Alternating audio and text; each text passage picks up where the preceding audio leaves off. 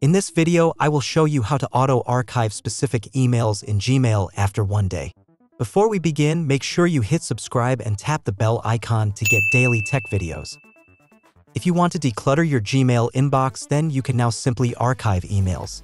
But doing that manually for various senders can take a lot of time, so you can automate that process, and here I will show you how. Let's see how to use it. Open Gmail and then create a new label called Auto Archive. Use the Labels section on the left side to do it. Now you open the email from the sender you want to auto-archive from the next time. Tap on the three dots icon from the top side and then select the filter messages like these. Next, you click on the Create Filter option.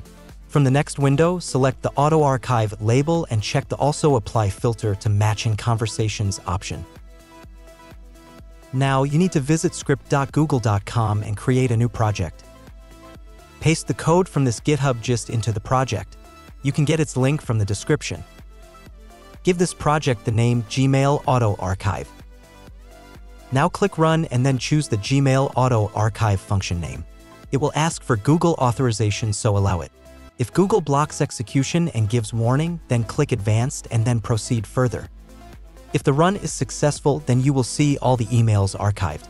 You will see their subject lines. Also, when you visit the archived emails under the Auto Archive label, you will notice that the inbox label is removed from it. To let things stay automated from the next time, you now need to create a trigger. Click on the clock icon and then add a trigger. Make sure the name of the function is selected and then set the hourly interval to 12. Or you can set it accordingly. Save the changes, and from now on, the script will automatically archive emails older than one day. You can go back in your inbox and see the archived emails. This is it.